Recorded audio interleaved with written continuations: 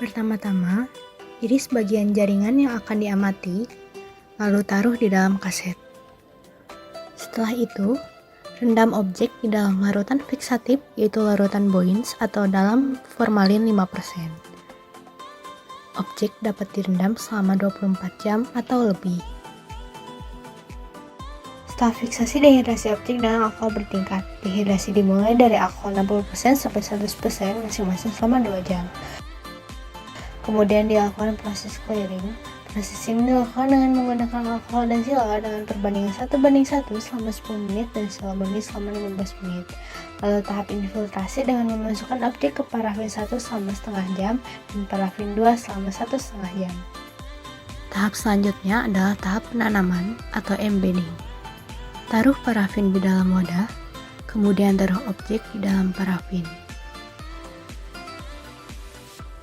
Setelah parafin sudah agak mengering, tutup dengan kaset, lapisi lagi dengan parafin, kemudian biarkan membeku. Setelah penanaman, objek yang sudah berada di dalam parafin disayat dengan menggunakan mikrotom dengan ketebalan 8-12 mikron. Taruh sayatan di dalam water bath, kemudian sayatan diambil dengan menggunakan objek las. Tahap selanjutnya adalah pewarnaan. Lakukan deparafinasi dengan menggunakan silol selama 30 menit, kemudian dengan alkohol konsentrasi menurun, mulai dari 100%, 96%, 90%, 80%, dan 70%, masing-masing selama 3 menit, kemudian taruh di dalam air. Preparat diwarnai dengan hematoxylin Ehrlich. Waktu pewarnaannya bervariasi, tergantung dengan jenis jaringan. Setelah itu, preparat dibilas dengan air.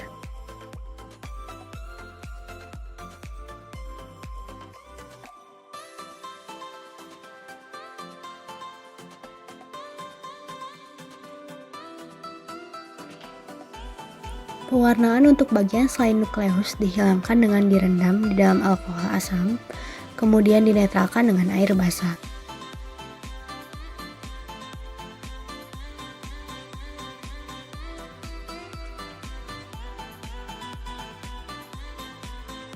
Setelah itu, warnai preparat dengan eosin untuk mewarnai sitoplasma, kolagen, dan serat otot selama 10 detik. Bilas dengan air.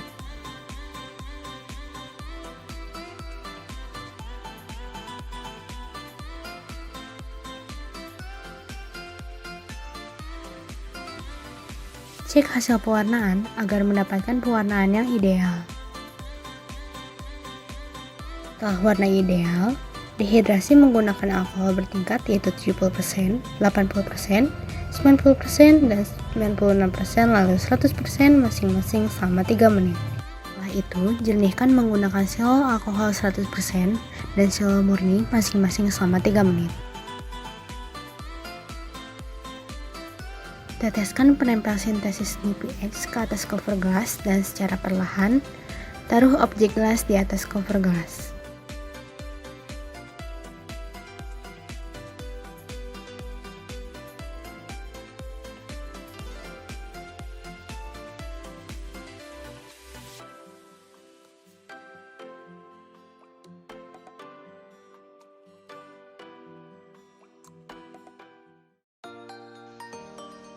Jaringan meristematik merupakan jaringan yang aktif membelah. Pada hewan dan manusia, umumnya jaringan ini aktif pada masa embrionik. Pada minggu ketiga perkembangan embrionik atau pada masa gastrula, terbentuknya 3 lapisan germ layer, yaitu ektoderm, mesoderm, dan endoderm. Ektoderm atau lapisan yang paling luar, selanjutnya akan berkembang menjadi sistem saraf dan epidermis. Kemudian mesoderm selanjutnya akan berkembang menjadi jaringan ikat, jaringan otot, dan lain-lain. Dan endoderm akan berkembang menjadi sistem pencernaan, sistem pernapasan. Ini ada jaringan epitel.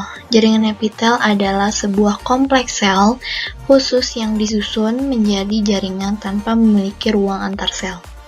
Jaringan ini selalu menempati permukaan batas tubuh yaitu mereka terletak di permukaan kulit ataupun permukaan internal organ yang berongga. Dari perspektif embriologis, jaringan epitel ini berasal dari ketiga lapisan germinal. Tergantung terhadap fungsinya, epitel ini dapat berbentuk datar, kuboid, atau silindris yang tersusun dalam satu atau beberapa lapisan. Lalu selanjutnya ada 3 struktur utama sel epitel. Yang pertama ada apex, yang ditunjukkan di sini, lalu lateral border atau batas lateral, dan basement membrane atau membran basal. Apex atau puncak ini merupakan bagian dari sel epitel, di mana setiap sel epitel memiliki permukaan puncak atau permukaan ujung yang berdekatan langsung dengan lumen. Lalu yang kedua ada lateral border. Lateral border atau batas lateral ini memiliki fungsi sebagai tempat terjadinya kompleks tight junction untuk menahan atau menghubungkan sel-sel epitel. Lalu selanjutnya yang ketiga ada membran basal. Membran basal ini adalah bagian yang menghubungkan antara jaringan epitel dengan lamina propria. Lalu selanjutnya ada klasifikasi jaringan epitel yang dapat diklasifikasikan berdasarkan tipe lapisan atau juga bentuk. Untuk tipe lapisan ini ada selapis atau simple dan juga ada berlapis atau stratified. Untuk bentuk diklasifikasikan berdasarkan pipih, bentuk pipih, lalu bentuk kuboid, lalu bentuk kolumnar. Nah, untuk selapis ini ada bentuk pipih, kuboid, dan kolumnar. Untuk berlapis, pipihnya ada 2, ada yang berkeratin dan juga ada yang tidak berkeratin. Lalu ada kuboid, lalu ada kolumnar. Kolumnarnya berlapis semu dan juga bersilia. Lalu ada bentuk yang terspesialisasi atau khusus, ini adalah transisional. Transisional ini dia epitelnya dapat berubah dari organnya yang meregang atau organnya sedang rileks. Penjelasan selanjutnya tentang fungsi general pada jaringan epitel ini ada yang pertama barrier atau proteksi, merupakan pelindungan jaringan dari permukaan internal dan radiasi dan juga dehidrasi seperti permukaan yang lecet dan juga invasi oleh patogen ataupun racun. Lalu yang kedua ada fungsi sebagai sekresi. Sekresinya sebagai pelepasan zat seperti hormon, keringat, lendir, dan juga enzim. Lalu yang ketiga fungsi untuk absorpsi atau penyerapan. Penyerapan ini bisa berupa asupan zat. Lalu selanjutnya pada jaringan epitel ini memiliki beberapa modifikasi pada permukaannya tergantung terhadap lokasi jaringan epitel tersebut ataupun fungsi dari organ yang dilapisi oleh jaringan epitel tersebut. Yang pertama ada mikrofili, lalu ada stereosilia, lalu ada silia. Perbedaan dari ketiga modifikasi permukaan ini adalah silia. Silia ini merupakan struktur seperti rambut berbasis mikrotubulus yang menonjol dari permukaan sel. Lalu untuk stereosilia ini adalah kumpulan filamen berbasis aktin, sedangkan mikrofili ini merupakan lipatan membran sel-sel absorptif dan juga sekretori. Silia ini motil, sedangkan untuk stereosilia dan mikrofili tidak motil. Selain itu, stereosilia dan mikrofili ini bersifat absorptif atau bisa menyerap, sedangkan silia tidak dapat menyerap. Lalu selanjutnya ada penjelasan tentang jaringan epitel selapis pipih atau squamosa. Di sini terlihat sebuah jaringan-jaringan pada sebuah organ, yaitu organ mata. Lalu di sini nampak sebuah kornea. Kornea ini merupakan bagian depan transparan pada mata yang menutupi iris, pupil, dan juga bilik mata depan. Pada permukaan posterior kornea ini dilapisi oleh jaringan epitel selapis pipih. Pada perbesaran 4000 akan terlihat sebuah jaringan epitel pipih dengan sangat jelas. Dan pada jaringan epitel pipih di kornea ini tidak biasa karena ukurannya lebih sekitar 5 mikron dibandingkan epitel selapis pipih lainnya yang membuat sitoplasma pada sel ini sangat jelas seperti ini sitoplasmanya. Dan untuk yang nampak di gambar seperti lingkaran ungu, lingkaran gelap ungu ini merupakan nukleus dari sel epitel pipih. Lokasi umum yang biasanya dilapisi oleh epitel selapis pipih ini ada glomerulus ginjal, saluran pada paru-paru, dan juga lapisan untuk pembuluh darah dan juga pembuluh limfa, dan juga seluruh lapisan rongga tubuh. Lalu selanjutnya ada sebuah jaringan pada organ pankreas. Pada Pada pankreas ini memiliki berisi banyak saluran. Saluran pada pankreas biasanya dilapisi oleh epitel selapis kuboid yang akan dilihat pada slide berikutnya. Di sini dapat terlihat suatu jaringan pada salah satu saluran yang ada dalam pankreas ini, yaitu ada jaringan yang melapisinya yang kita kenal dengan epitel selapis kuboid. Epitel selapis kuboid ini terdiri dari lapisan jaringan yang berbentuk kuboid, ditandai dengan ukuran lebar dan tingginya yang hampir sama. Lalu yang ditandai dengan warna ungu tua ini merupakan nukleus yang ada dalam sel ini. Cirinya bulat dan berada di tengah sel. Epitel selapis kuboid ini memiliki fungsi sebagai absorpsi, sekresi, ataupun ekresi bahan limbah. Lokasi umum yang dapat dilapisi oleh selapis kuboid ini ada saluran pankreas, lalu tubulus ginjal, dan juga permukaan ovarium. Dengan perbesaran 700 kali dapat terlihat sebuah jaringan pada suatu organ ileum atau usus halus, dan biasanya pada permukaan usus halus ini sebelah sini dilapisi oleh suatu jaringan epitel, yaitu epitel selapis kolumnar yang dapat terlihat pada perbesaran 700 sebelumnya. Ini adalah perbesaran 4000 untuk sebuah permukaan ileum. Permukaan ileum ini biasanya dilapisi oleh epitel selapis kolumnar. Epitel selapis kolumnar ini terdiri dari satu lapisan sel yang lebih tinggi daripada lebarnya, dan epitel ini memiliki fungsi sebagai absorpsi dan juga sekresi. Lalu ini ditunjukkan sebuah basal membran dari sel epitel. Lalu selanjutnya pada epitel ini memiliki modifikasi permukaan oleh mikrofili. Pada permukaan apikalnya ini memiliki mikrofili yang rapat untuk melebarkan luas permukaan ileum. Lalu untuk selanjutnya sel goblet pada sel epitel kolumnar ini yang khusus yang ada di ileum. Sel goblet ini selnya tersebar dan juga mengeluarkan lendir yang terlihat jelas pada lingkaran-lingkaran yang berwarna putih bening seperti ini. Lalu selanjutnya ada sebuah jaringan pada perbesaran 500. Jaringan ini merupakan jaringan pada organ laring. Lingkaran merah ini adalah sebuah gambar lipatan atas laring, yaitu pita suara. Pita suara ini biasa dilapisi oleh epitel berlapis semu, yaitu kolumnar, atau juga disebut dengan pseudo-stratified columnar. Pseudo-stratified columnar epithelium ini merupakan satu lapis sel yang terlihat seperti berlapis, dan beberapa tinggi sel ini tidak mencapai ke lumen. Namun, pada dasarnya setiap sel ini menempel pada membran basal yang sama. Lalu pada epitel ini terlihat intinya lebih panjang daripada epitel yang lainnya seperti ini. Ditandai dengan warna ungu tua. Epitel ini memiliki sel-sel yang mensekresi mukus dan juga bersilia. Ini adalah sel goblet yang fungsinya untuk mensekresi mukus, dan ini adalah purifikasi permukaan epitel, yaitu silia. Fungsi pada epitel ini adalah untuk mensekresi zat-zat, terutama mendorong mukus atau lendir. Karena epitel ini melapisi saluran pernapasan, epitel berlapis semu bersilia ini disebut sebagai epitel pernapasan. Fitur yang ada pada epitel ini, yang pertama ada silia. Silia ini memanjang 5 hingga 7 mikron dari permukaan sel epitel atau apex epitel. Lalu ada sel goblet.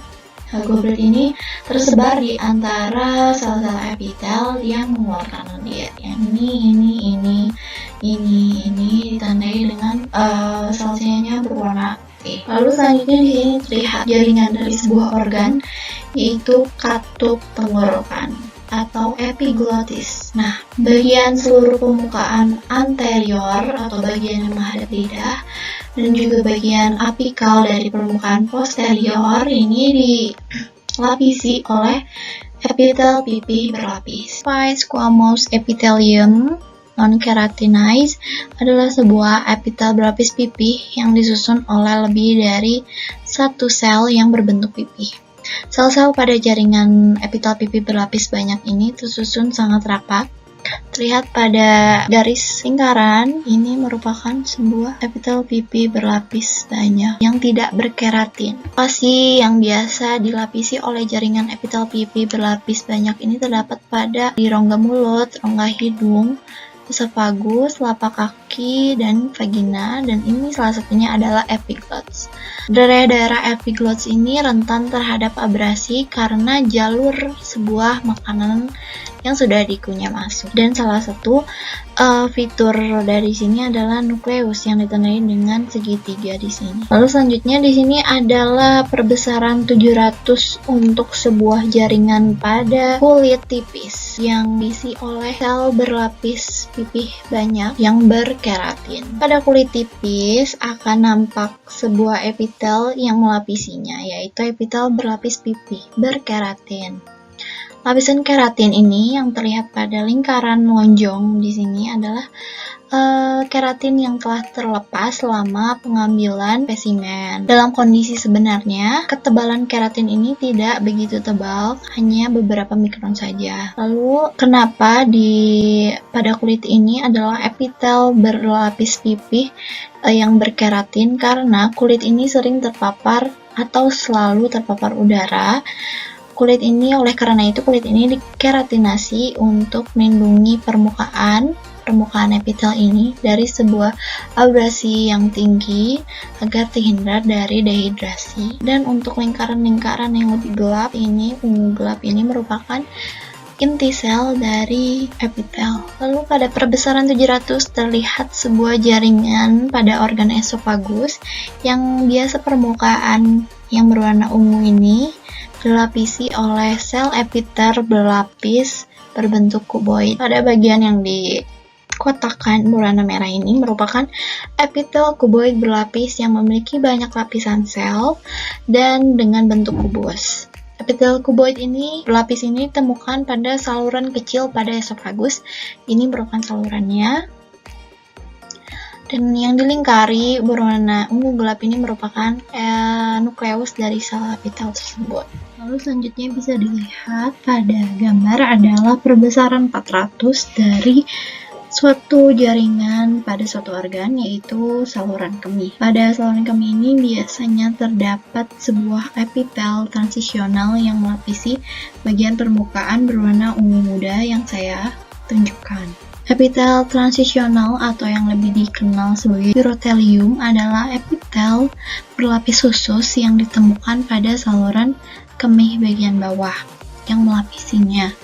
Epitel transisional ini memiliki fungsi untuk mengakomodasi fluktuasi dari volume cairan pada organ dikarenakan memiliki kemampuan meregang dan juga relaksasi.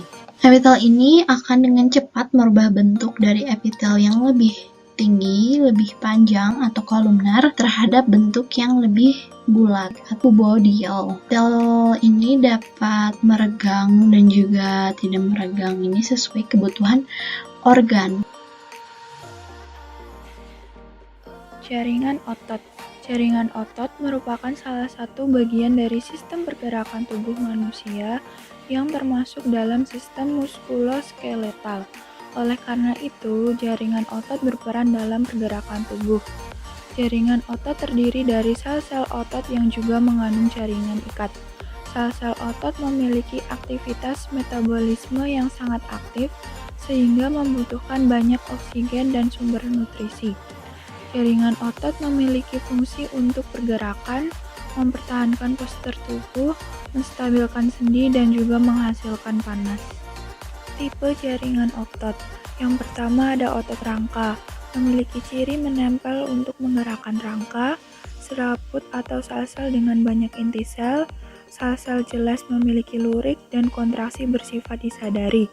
Yang kedua ada otot jantung, ditemukan hanya pada dinding jantung, selnya lurik dan kontraksi tidak disadari. Dan yang ketiga ada otot halus, terdapat pada dinding organ-organ yang berongga, tidak lurik, kontraksi tidak disadari. Bagian-bagian jaringan otot.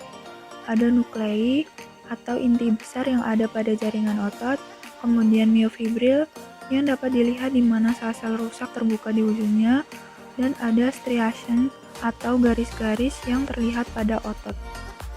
Selanjutnya ada bagian endomysium atau lapisan tipis jaringan ikat yang mengelilingi setiap sel otot. Lalu ada kapiler, lapisan yang menyediakan kaya suplai darah. Dan ada perimysium, lapisan tebal jaringan ikat yang mengelilingi sekelompok sel otot untuk membentuk fasikula. Dan juga ada epimysium, jaringan ikat padat yang mengelilingi seluruh otot dan biasanya berlanjut dengan tendon.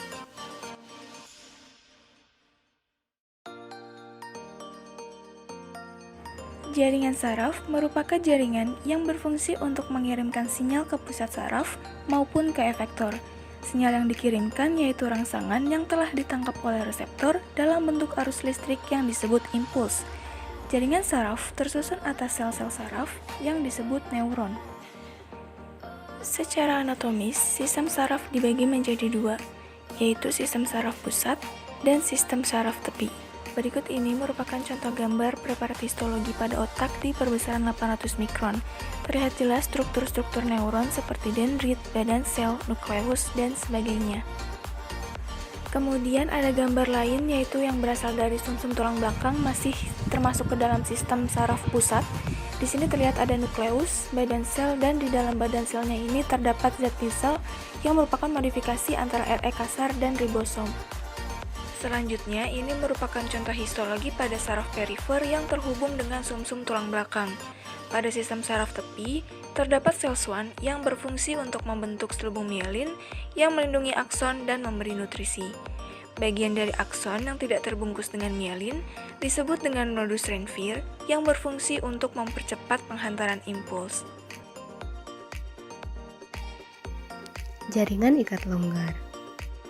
Jaringan ikat longgar merupakan jaringan yang berfungsi untuk membungkus organ tubuh, pembuluh darah, dan saraf. Jaringan ini dinamakan jaringan ikat longgar karena serat penyusunnya tersusun secara longgar. Jaringan ikat longgar paling banyak terdapat di dalam tubuh hewan. Strukturnya dapat sedikit berbeda sesuai dengan lokasi serta namanya. Salah satu contoh jaringan ikat longgar adalah mesenterium, yaitu selaput pembungkus organ dalam perut. Dapat dilihat dari preparat yang berasal dari mesenterium. Komponen serat jaringan ikat longgar berupa serat kolagen yang berwarna pink atau merah, serat elastik yang tipis berwarna biru atau ungu, dan juga sel emas.